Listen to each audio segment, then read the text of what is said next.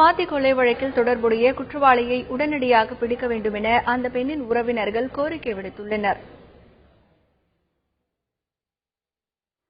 அடுத்தவங்களுக்கு பிரச்சனை வராம அவங்கள இத மாதிரி ஒரு பிரச்சனை இன்னொரு குடும்பத்துக்கு வரக்கூடாது, இன்னொரு குழந்தைக்கு வரக்கூடாது. அந்த முறையில அந்த என்ன உண்டோ கொலை குற்றவாளிகளை உடனடியாக பிடிக்கணுங்கிறது தான் எங்களோட. குற்ற சம்பவங்களை கட்டுப்படுத்த எந்தெந்த இடங்களில் சிசிடிவி கேமராக்கள் பொருத்தலாம் என்பது குறித்து மத்திய மாநில அரசுகள் பதிலளிக்க சென்னை உயர்நீதிமன்றம் கெடு விதித்துள்ளது. சுவாதி கொலை வழக்கை சென்னை உயர்நீதிமன்றம் தாமாக முன்வந்து விசாரணைக்கு எடுத்துள்ளது. இந்த வழக்கு தலைமை நீதிபதி SK கவுல், மகாதேவன் ஆகியோர் அடங்கிய முதன்மை அமர்வு முன்பு இன்று விசாரணைக்கு வந்தது.